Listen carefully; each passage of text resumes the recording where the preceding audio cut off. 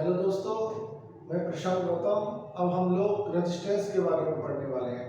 Last class में मैंने आपको रेजिस्टेंस डिफाइन कर दिया था कि रेजिस्टेंस होता क्या है, और इस क्लास में मैं आपको रेजिस्टेंस के बारे में बताऊंगा कि रेजिस्टेंस कैसे सॉल्व करते हैं। जब सर्किट में रेजिस्टेंस होता है तो उसको कैसे सॉल्व करते हैं, और जब कॉम्बिनेशन ऑफ रेजिस्टेंस मतलब बहुत सारे रेजिस्टेंस जब किसी सर्किट में होते हैं तो उसका रेजिस्टेंस इक्विवेलेंट मतलब आर इक्विवेलेंट कैसे निकालते हैं। तो सबसे पहले मैं आपको ये बताऊंगा रेजिस्टेंस होता क्या है। पुरानी क्लास से मैं रिवाइज करता हुआ आगे की तरफ मूव करूंगा। ओके दोस्तों,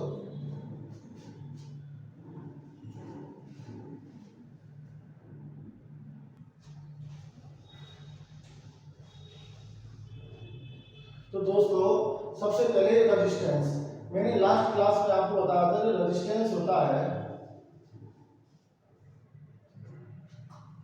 वो क्या होता है, इसको कैपिटल आर से दिखाते हैं। ये जो कैपिटल आर था ये आपको रो एल अपॉन ए सी बताया था। मैंने बताया था L is the length of the conductor, A C is the cross sectional area. जैसे मान लीजिए ये कोई वायर है, दिस इज वायर। इस वायर का ये जो एरिया होगा जिससे करंट फ्लो कर रहा है किसी क्रॉस सेक्शनल, उसको बोलते हैं क्रॉस सेक्शनल एरिया ए सी। और ये एक सिलेंड्रिकल वायर के लिए इसकी वैल्यू पाई आर स्क्वायर होगी। क्या होगी दोस्तों?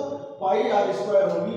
तो ये जो होगा दोस्तों ए सी होगा, और ये ए सी क्या होगा? Pi into r square for cylindrical wire. और L is the length of the conductor और रो इज द रेजिस्टिविटी। मैंने आपको बताया था इसकी यूनिट ओम इंटू मीटर होती है, ऐसा यूनिट। तो रो क्या होता है? रेजिस्टिविटी होता है। L is the length of the conductor, A C is the cross sectional area of the wire. अब बात आती है सर, क्या रेजिस्टेंस टेम्परेचर पे डिपेंड करता है? हाँ, तो मैं आपको एक फैक्टर और बताता हूं जिस पर रेजिस्टेंस डिपेंड करता है, वो होता है टेम्परेचर। जैसे जैसे टेम्परेचर हम इंक्रीज करते जाते हैं तो रेजिस्टेंस की वैल्यू इंक्रीज होती जाती है। तो आप बोलेंगे रेजिस्टेंस किन फैक्टर्स पे डिपेंड करता है? सबसे पहले आपका मटेरियल पे डिपेंड करेगा, सेकंड लेंथ पे करेगा, एंड मटेरियल मतलब रेजिस्टिविटी, और तीसरा आपका cross sectional area, cross sectional area that is AC. और इसके अलावा किस पर करेगा? इसके अलावा जो डिपेंड करेगा वो क्या करेगा? टेम्परेचर पे। कितना? टी।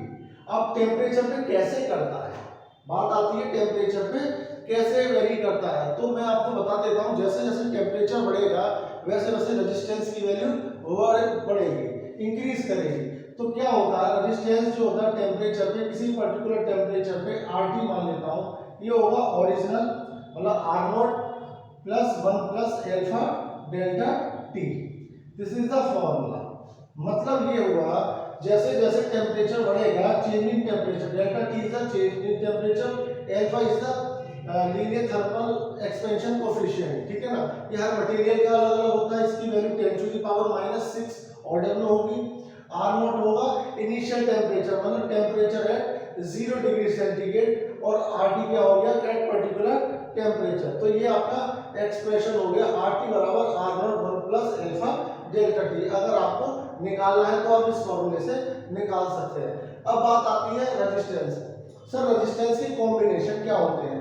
तो रेजिस्टेंस जो होता है दो तरह के कॉम्बिनेशन है। तो कॉम्बिनेशन ऑफ रेजिस्टेंस में आपको समझा देता हूं होता क्या है। दो तरह के कॉम्बिनेशन होते हैं। सबसे पहला होगा सीरीज कॉम्बिनेशन और दूसरा होगा पैरेलल। पहला कॉम्बिनेशन होता है सीरीज कॉम्बिनेशन और दूसरा होता है पैरेलल कॉम्बिनेशन। सीरीज कॉम्बिनेशन का मतलब क्या होता है, मैं आपको समझा देता हूं। सीरीज का मतलब होता है जब एक रेजिस्टेंस आगे एक रेजिस्टेंस से जुड़ा हुआ है, मतलब उसका एक पॉइंट कॉमन एंड से जुड़ा हुआ है, उस तरह के कॉम्बिनेशन को बोलते हैं सीरीज कॉम्बिनेशन। मान लीजिए R1 है, ये वैल्यू R2 है। अब पैरेलल में क्या हुआ? एक रेजिस्टेंस दूसरे रेजिस्टेंस के साथ जुड़ा हुआ है और दोनों के एंड्स क्या है? कॉमन एंड्स है। देख लीजिए ये कहां जुड़ा हुआ है? यहाँ। ये कहां जुड़ा हुआ है? यहाँ। ये कहां जुड़ा हुआ है? यहाँ। और ये भी कहां जुड़ा हुआ है? यहाँ। मतलब यहाँ पर एंड्स जो होते हैं दोनों कॉमन एंड्स होते हैं, यहाँ पे एक सिंगल एंड होता है। तो इस तरह के कॉम्बिनेशन को बोलते हैं सीरीज कॉम्बिनेशन। यहाँ पर हम बोलेंगे पैरेलल। हम यहाँ बोलेंगे R1 एंड R2 पैरेलल में लगे हुए हैं, और यहाँ हम बोलेंगे R1 एंड R2 सीरीज में लगे हुए हैं। अब 2 की जगह 3 भी हो सकते हैं, 4 भी हो सकते हैं, ऐसे ही इधर 2 है, 2 की जगह 3 हो जाए, 4 हो जाए, 5 हो जाए, कितने की रेजिस्टेंस को हम लगा सकते हैं। अब मैं आपको बताऊंगा इन दो रेजिस्टेंस को मुझे एक रेजिस्टेंस बनाना है। ऐसे ये दो रेजिस्टेंस को एक रेजिस्टेंस बनाना है, उस रेजिस्टेंस की वैल्यू को बोलते हैं इक्विवेलेंट रेजिस्टेंस। मतलब एक सर्किट के अंदर जब बहुत सारे रेजिस्टेंस लगे होते हैं, हम सारे रेजिस्टेंस को रिड्यूस कर देते हैं एक इक्विवेलेंट रेजिस्टेंस की वैल्यू में, उसको बोलते हैं इक्विवेलेंट रेजिस्टेंस। तो मैं दोस्तों अब आपको इक्विवेलेंट रेजिस्टेंस के बारे में बताने वाला हूं, इक्विवेलेंट रेजिस्टेंस।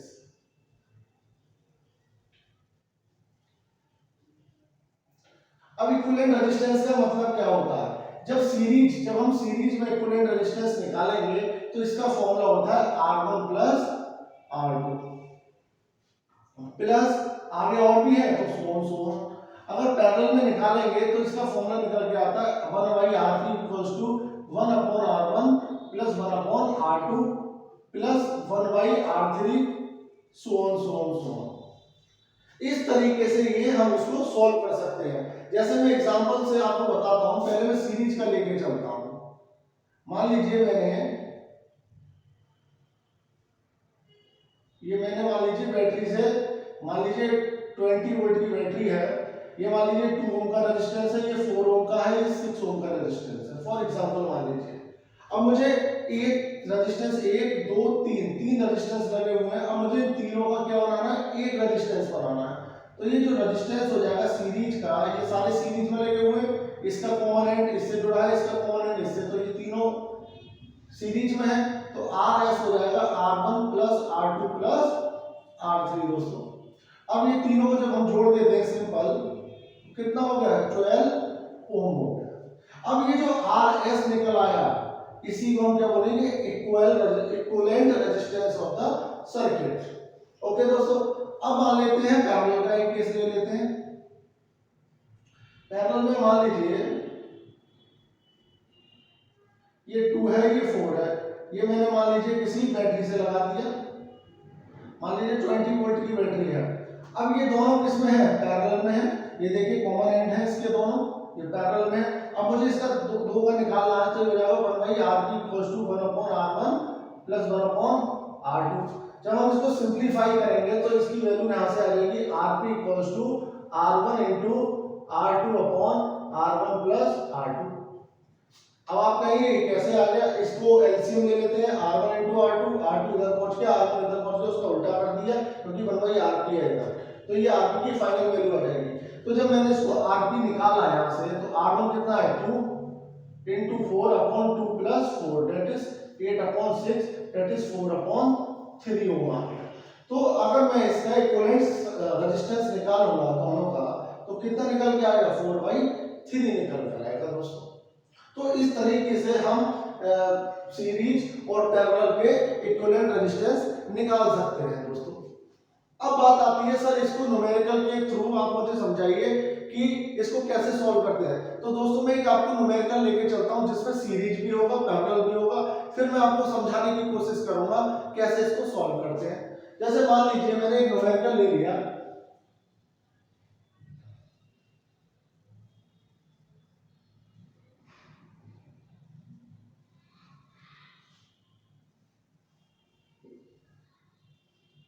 ये मान लीजिए एक सर्किट है, इसकी वैल्यू मान लीजिए 2 ओम, इसकी 1 ओम मान लेते हैं, इसकी 4 ओम मान लेते हैं। ओके दोस्तों, अब मान लीजिए ये 6 ओम रेजिस्टेंस है, तो ये 6 ओम रेजिस्टेंस, और मान लीजिए 30 वोल्ट की ये बैटरी है। अब मुझे सर्किट के अंदर निकालना है कि कितना करंट निकला, इस बैटरी से कितना करंट ड्रॉ होगा। ये मेरा क्वेश्चन है कि किसी ने आपको एक क्वेश्चन दिया, पूछा कि इस बैटरी से कितना करंट ड्रॉ होगा, तो मैं आपको सिंपल से बताएंगे। अब इसमें देखिए, ध्यान से देखिए सर्किट को, इसमें कितने रेजिस्टेंस लगे हुए हैं। हमने देखा दो पैरेलल में लगे हुए हैं। अब इस पैरेलल में जब हम एक बनाएंगे वो इसके साथ सीरीज में होगा और इसके साथ भी सीरीज में होगा। तो कहने का मतलब ये है, ये दो जो है सीरीज में है, ये भी क्या है, सीरीज में है इसके साथ। अब ये दोनों किसमें है, पैरेलल में, क्योंकि ये कॉमन एंड से जुड़े हुए हैं। अब हमने ध्यान से पहले पैरेलल वाले को सॉल्व किया, तो पैरेलल वाले को सॉल्व किया, हम जानते हैं पैरेलल में फॉर्मूला क्या लगता है, R1 × R2 upon R1 + R2, that is, अब यहाँ R1 कितना है 6, ये कितना है 6, तो ये हो जाएगा 6 × 6 अपॉन 6 + 6 कितना होता है 12, दैट इज 6 × 6 अपॉन 12, 6 2 जा 3 जा, तो कितना वैल्यू आ गया 3 ओम आ गया। अब ये जो 3 ओम है इसके साथ किसमें है, ये इन दोनों को सॉल्व करके मैंने क्या वैल्यू निकाल दी 3 ओम। अब ये 3 ओम 4 ओम 1 ओम और 2 ओम किसमें है, सीरीज में। अब मैं सीरीज का फॉर्मूला लगा देता हूं, क्या होगा R1 + R2 + R3 + R4, R1 ये हो गया, R2 ये हो गया, R3 इसका इक्विवेलेंट हो गया और R4 ये हो गया। जब मैंने इसको सॉल्व किया ये आ गया 2 + 1 + 3 + 4, तो दोस्तों जब मैंने इसको सॉल्व किया तो 10 ओम आ गया। अब इस पूरे को मैंने सॉल्व कर दिया किसमें, 10 ओम रेजिस्टेंस में सॉल्व कर दिया। अब ये जो 10 ओम रेजिस्टेंस आ गया, इसी को क्या बोलेंगे, R इक्विवेलेंट बोलेंगे। अब मुझे ओम्स लॉ लगाना है। ओम्स लॉ क्या होता है, ओम्स लॉ होता है V = I × R equivalent. Okay, अब V कितना दे रखा है 30, I हमें निकालना है, R इक्विवेलेंट इस पूरे को सॉल्व करके हमने एक रेजिस्टेंस बना दिया जिसकी वैल्यू कितनी निकल कर आई, जिसकी वैल्यू निकल कर आई 10 ओम, तो मैंने यहां पुट कर दी है वैल्यू, तो I बराबर कितना आ गया 30/10, दैट इज 3 ओम, 3 एम्पियर, कितना आ गया 3 एम्पियर। तो I की वैल्यू कितनी निकल के आई दोस्तों 3 एम्पियर। तो इस तरीके से आप इसको सॉल्व कर सकते हैं। इसमें मेन फंडामेंटल चीज ये है कि जब भी आप सीरीज का फॉर्मूला लगाएंगे तो उसमें R1 + R2 + R3 लगाएंगे, पैरेलल में लगाएंगे तो 1/Rp = 1/R1 + 1/R2 and so on so on. इस तरीके से आप पैरेलल एंड सीरीज कॉम्बिनेशन को सॉल्व कर सकते हैं दोस्तों। तो मैंने आपको ये चीजें बेसिक समझाने की कोशिश की है। अब नेक्स्ट वीडियो में मैं आपको आगे का टॉपिक बताऊंगा जिसमें मैं आपको जूल लॉ ऑफ हीटिंग के बारे में बताऊंगा और कमर्शियल यूनिट ऑफ इलेक्ट्रिसिटी, जिसको हम यूनिट्स बोलते हैं, किलोवाट आवर और जूल में क्या रिलेशन होता है, ये सब कुछ समझाने की कोशिश करूंगा। आज के लिए इतना ही काफी। Thank you.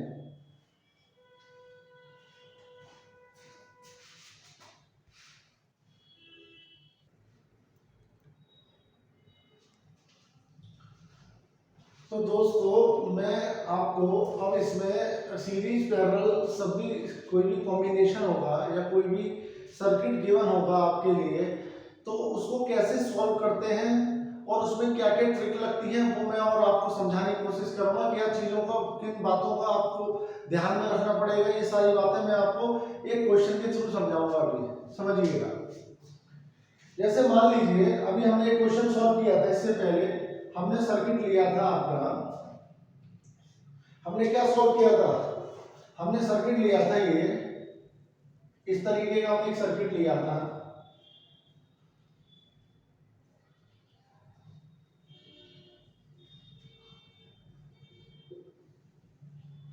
ओके दोस्तों, मैंने इसको 6 ओम बोला था, इसको 6 ओम बोला था, इसको 3 बोला था, 2 ओम बोला था, इसको 1 ओम बोला था और इसको मैंने 4 ओम बोला था, और ये 30 वोल्ट की बैटरी।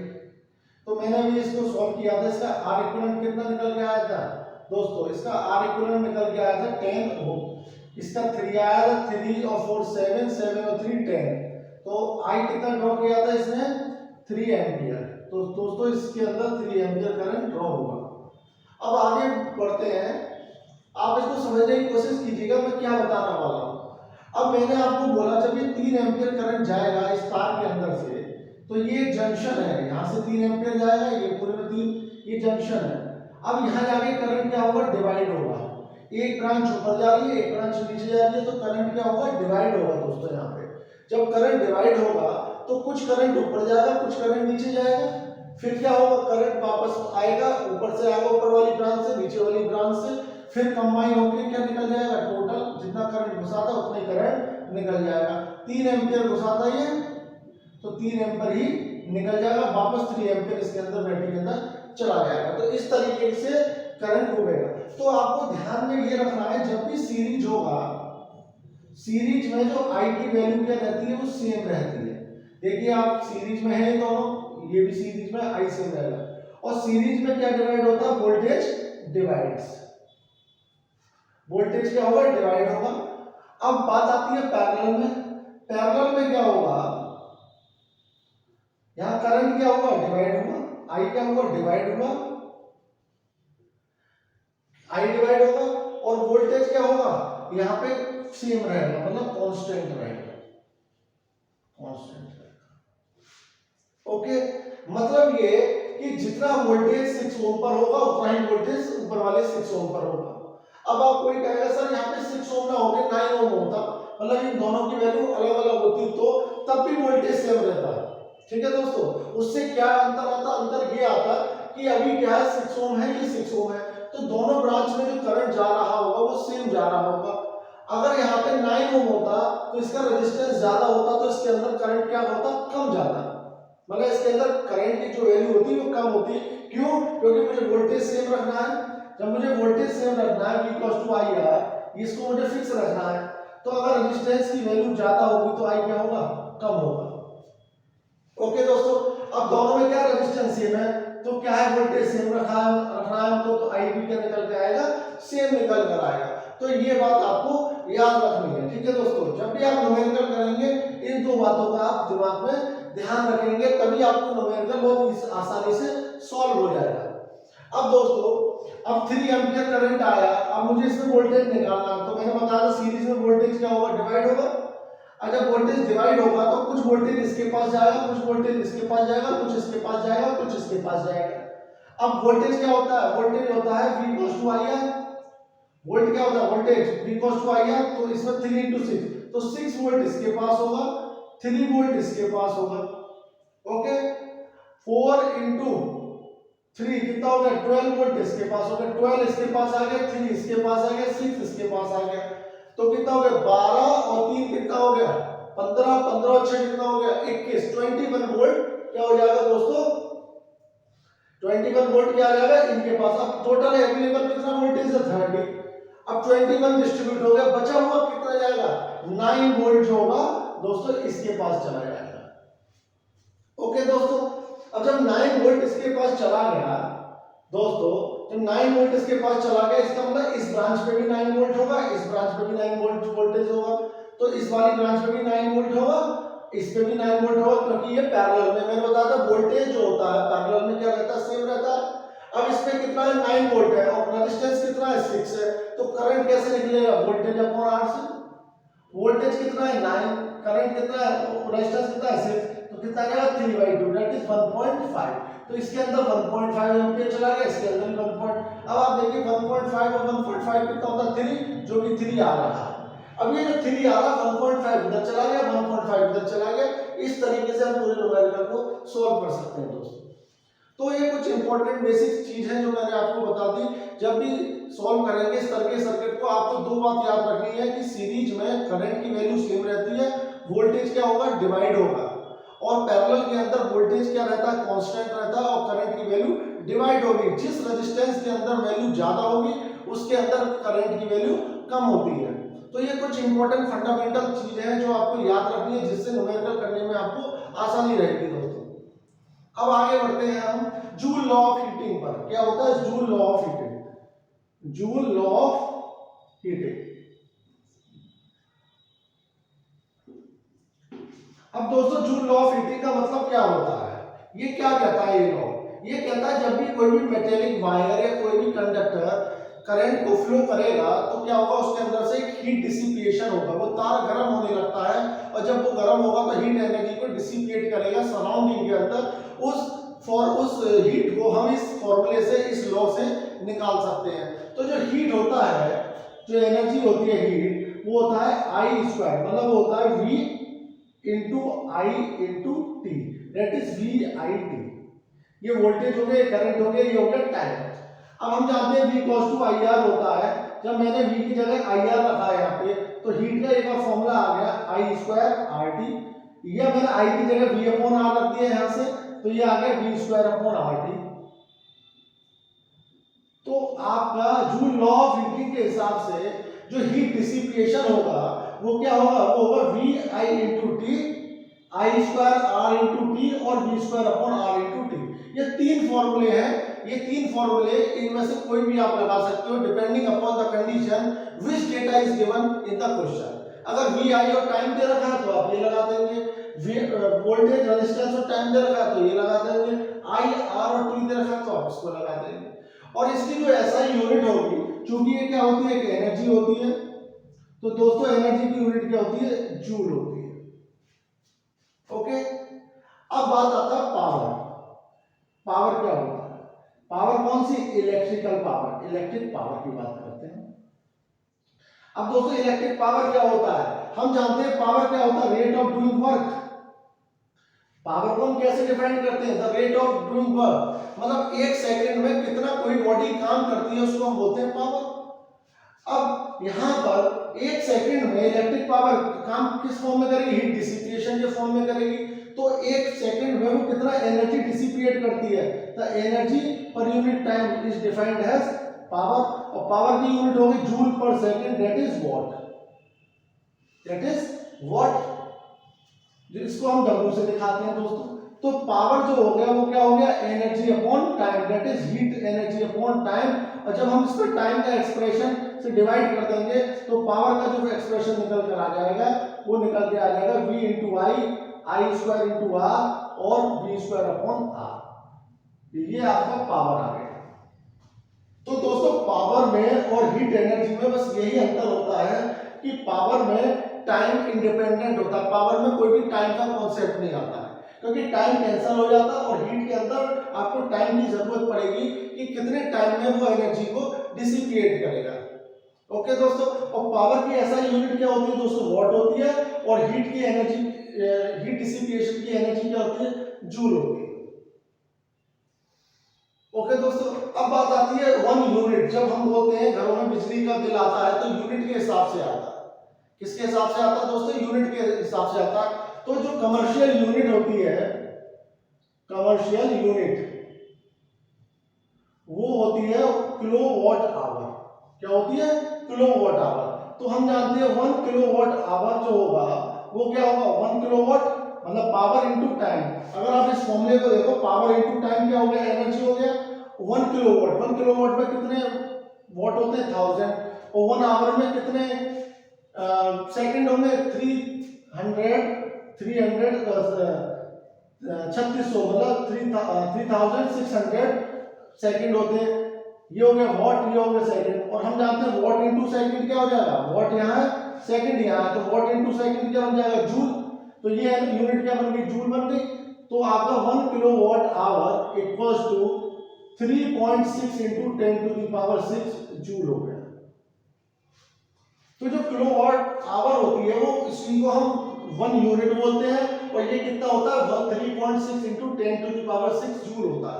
तो इसका मतलब ये हुआ, जो घरों में हम बिजली इस्तेमाल करते हैं, हम एक यूनिट का मतलब ये होता है कि जब हम 3.6 इंटू 10⁻⁶ जूल एनर्जी कंज्यूम कर लेते हैं तो वो कितना हो जाता है, 1 यूनिट के बराबर हो जाता है। और घरों में जो बिल आता है वो यूनिट के हिसाब से आता है। मान लीजिए किसी घर में पूरे महीने में 200 यूनिट बिजली खर्च होती है, और मान लीजिए उसका जो कॉस्ट है 5 रुपए के हिसाब से, तो उसका जो बिल आएगा 200 इंटू 5 आ जाएगा, मतलब 200 इंटू 5 हो गया, 1000 बिल हो गया। तो दोस्तों ये कुछ बेसिक चीजें थी जो करंट इलेक्ट्रिसिटी की एग्जामिनेशंस में पूछी जाती है, और मैंने एक आपको ओवरव्यू दे दिया जिससे कि आपको क्वेश्चन करने में आसानी होगी और बोर्ड में आप क्वेश्चन को इजीली अटेम्प्ट कर सकते हैं। और इससे रिलेटेड कुछ क्वेश्चंस मैं आपको नेक्स्ट वीडियो में बताऊंगा, जो कि बोर्ड में आए हुए कुछ क्वेश्चंस हैं और कुछ इंपॉर्टेंट कॉम्पिटिशन में आए हुए क्वेश्चंस हैं, जिसको करने के बाद आप थोड़ा कॉन्फिडेंट फील करेंगे। अब हम मिलते हैं नेक्स्ट वीडियो में। आज के लिए इतना ही काफी। थैंक यू दोस्तों।